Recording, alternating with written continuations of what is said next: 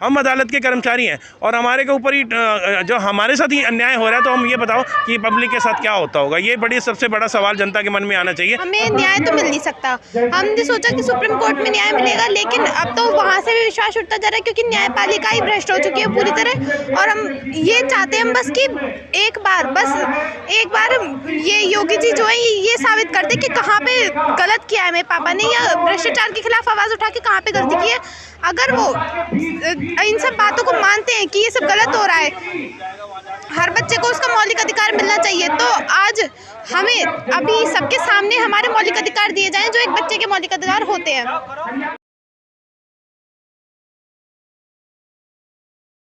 मेरा नाम हरमीत सिंह है सर। आप किन समस्याओं को लेकर के जंतर मंतर? सर मैं हरमीत सिंह और मानसा पंजाब की अदालत में एक अदालती कर्मचारी हूं, और हम जजों से, कुछ भ्रष्ट जजों से पीड़ित हैं जो हमारे ऊपर रूल्स को हथियार बनाकर यूज़ कर रहे हैं और रूल्स का गलत इस्तेमाल कर रहे हैं, जिसकी वजह से हम बार बार हाईकोर्ट में जाना, और कितना पैसा हमारे पास नहीं है कि हम बार बार हाईकोर्ट में जा सकें, और वो टॉर्चर पे टॉर्चर करते रहे और हम सहते रहे।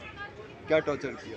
सर पहले तो जैसे कई हैं कि 2012 में सर मेरे को गिरफ्तार कर लिया गया और मेरे ऊपर झूठा फ़ाइन करवाया गया, मेरे को आउट ऑफ डिस्ट्रिक्ट ट्रांसफ़र करवाया गया। उस फ़ाइन को ख़त्म करने के लिए सर मुझे 7 साल लगे, और 2019 में जो है एक जजमेंट आई मेरे फेवर में पंजाब हरियाणा हाई कोर्ट ने, जिसमें उन्होंने मेरे को बेकसूर साबित किया। अब एक झूठे बात यह है कि 500 फ़ाइन की नहीं होती, बात होती लालछन की भी। एक जब लालछन लग जाता है तो उसको मिटाने के लिए सर्विस बुक से तो 7 साल लगे। उसके बाद मेरी अभी नवजोत कौर मैडम है, सेशन जज मानसा, उन्होंने मेरी सैलरी बंद कर दी बिना नोटिस के। फिर हाईकोर्ट गया, हाईकोर्ट ने सैलरी मेरे को दिलवाई।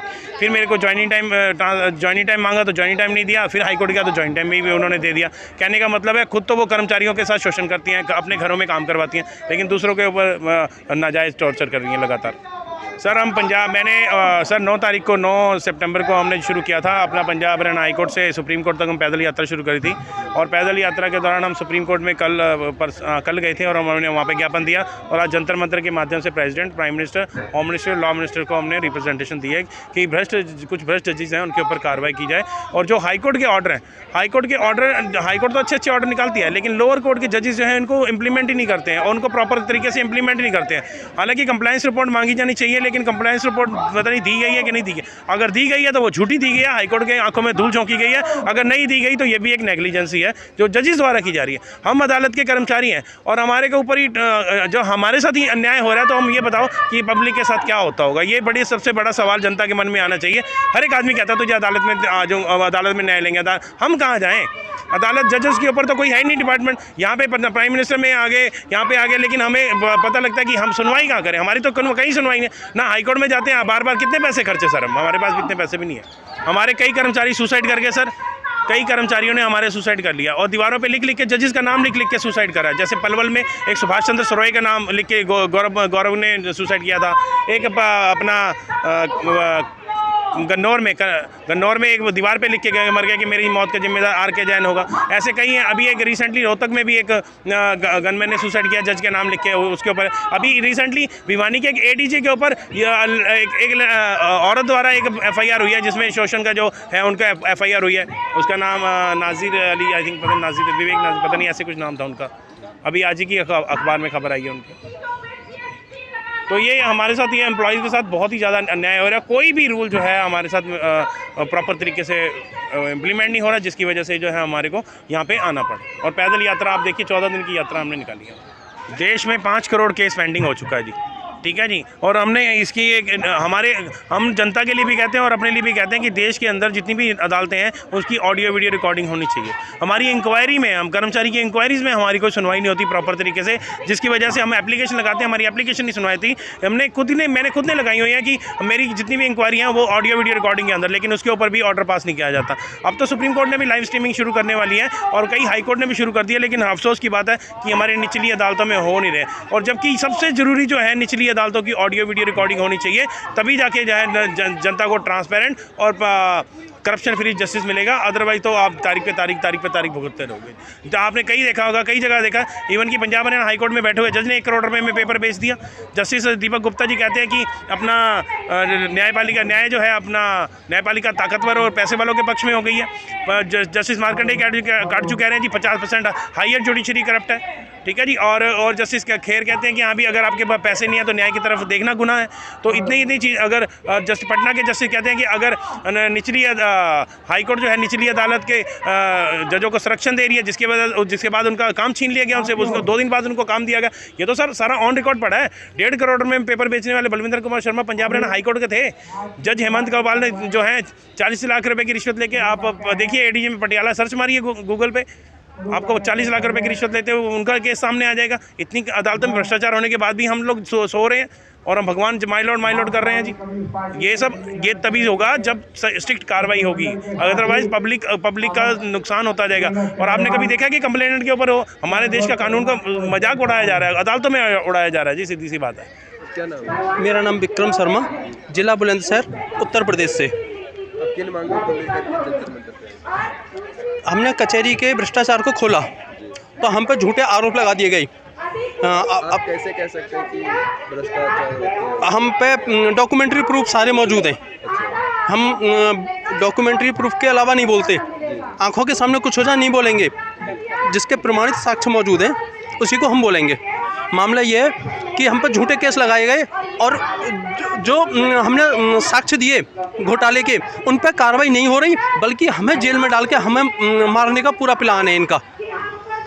ये योगी सरकार में, योगी प्रशासन ने हम पर झूठे केस लगाए। योगी जी को 307 का केस लगाया। 307 का केस अवधेश वकील ने लगाया। अवधेश वकील का जीजा जयप्रकाश शर्मा, जो वहाँ पे कचहरी में प्रशासनिक अधिकारी, और उसका वो जो है जो जस्ता अली जामीन, जिसने 34 लाख का घोटाला किया और मैंने खोला तो मुझ पर 307 लगवा दी गई। पूरे साक्ष्य मौजूद हैं और हमें ज़बरदस्ती मारा जा रहा है, हमें मृत्यु को आत्महत्या के लिए मजबूर किया जा रहा है। कब तक कोई सहेगा? क्या उन निकम्मे बेईमानों के जाके मैं पैर पकड़ूं? नहीं पकड़ सकता। मैं योगी जी से पूछता हूँ, योगी सरकार से पूरी से पूछता हूँ कि अगर उनका सुशासन है तो वो मुझे न्याय दे के दिखाएं। वो बताएं कि मेरा मामला सच्चा था या झूठा। कोर्ट में तुमने भेजा है योगी जी, तुमने मेरा घर बर्बाद किया, तुमने मेरे मासूम बच्चों को दर दर की ठोकर खिलाई है योगी जी। तुम्हारी सरकार ने, अगर तुम ईमानदार हो तो न्याय करो। मैं मानता हूँ कि तुम ईमानदार होगे, सच्चे होगे, लेकिन तुम्हारे प्रशासन ने जो गड़बड़ी करी है उसके जिम्मेदार आप ही हो। या तो हमें मौत दे दो योगी जी, ब्राह्मणों को तो आप कत्ल करते हो, ये हमने सुना है, लेकिन हम इस चीज़ को प्रमाणित करना चाहते हैं अपनी आत्महत्या करवा के। हमारा कत्ल हो जाए तो बहुत अच्छा है योगी जी। तुम्हारी सरकार हमें मारना चाहती है, तुम्हारी पुलिस मारना चाहती है तो मार दो हमें। ये देश का प्रधानमंत्री बताए कि हमें कौन सा मौलिक अधिकार दे दिए। इन मासूम बच्चों का बता दे कि इनके मौलिक अधिकार दे दिए क्या? इनका गला घोटा गया है। क्यों? कि जीवन में कभी कोई सच की आवाज़ ना दे और ये जो सीटों पर बैठे हुए व्यक्ति हैं ये अपने देश पर कब्जा कर लें। इन बच्चों की पढ़ाई खत्म हो जाए और इनके बच्चे विदेशों में पढ़ के हम पे आकर शासन करें। ये देश को लूटने की तैयारी है, ये देश को बर्बाद करने की तैयारी है। मुझे न्याय दे के दिखाओ योगी जी। पूरे प्रदेश के सामने, पूरे देश के सामने आप सच्चाई को कायम करो और ये दिखाइए कि आपके यहाँ जो गद्दार लोग थे, जिन्होंने आपको बदनाम किया, जिन्होंने आपको बेईमान सिद्ध कर रहे हैं जो लोग, उनको सजा दे के दिखाइए जिससे आपकी छवि पाक साफ हो। मैं ये मांग करता हूँ कि कचहरी के घोटाले जिनके लिए एक पत्र भोला सिंह जो एमपी थे उन्होंने लिखा योगी जी को, कोई कार्रवाई नहीं हुई। मैं कई बार योगी जी के पास गया, जांच जारी है 5 साल से और आज तक कोई जांच पूरी नहीं हुई। ये जांचों को पूरा करें और कचहरी में जो घोटाले हुए हैं वो गवर्नमेंट का पैसा है, उनकी जांच करवाएं। अगर वो संभव नहीं है तो मुझ पर जो झूठे केस लगाए गए हैं उनकी जांच करवा दें, अपनी CID से, CBI से, जिससे भी जांच करवाएं। और कचहरी में जो CBI की फाइल गुम हुई है उसको निकलवाएं। बहुत बड़ा घोटाला मिलेगा, करोड़ों रुपए का, कई 100 करोड़ का घोटाला मिलेगा। और इतना ही नहीं, अगर न्यायपालिका सुधर गई तो देश में से भ्रष्टाचार ही समाप्त हो जाएगा, क्योंकि हर भ्रष्ट को ये पता पड़ जाएगी कि तू अगर पकड़ाया तो बचेगा कहाँ। न्यायपालिका को सुधारिए प्लीज।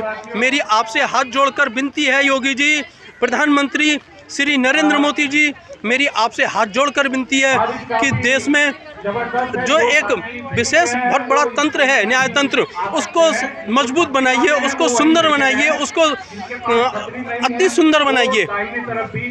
ये मासूम बच्चे न्याय के लिए कहाँ जाएं?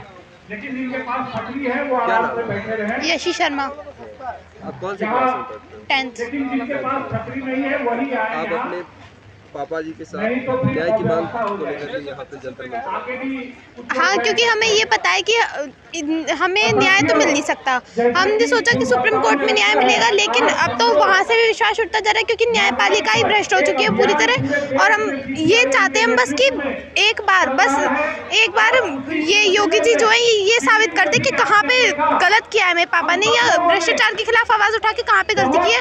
अगर वो इन सब बातों को मानते हैं कि ये सब गलत हो रहा है, हर बच्चे को उसका मौलिक अधिकार मिलना चाहिए, तो आज हमें अभी सबके सामने हमारे मौलिक अधिकार दिए जाएं जो एक बच्चे के मौलिक अधिकार होते हैं।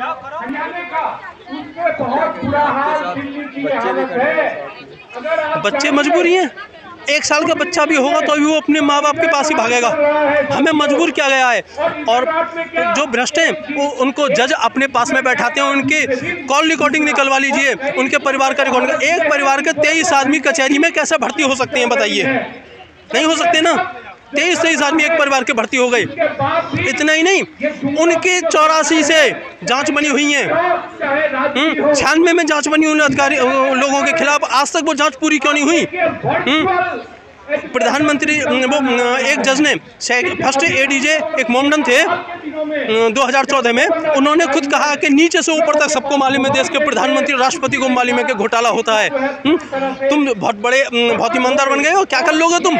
उन्होंने बिल्कुल सही कहा था, उन जज महोदय ने सही कहा था। हमें समझ जाना चाहिए था कि देश का पूरा तंत्र भ्रष्ट है।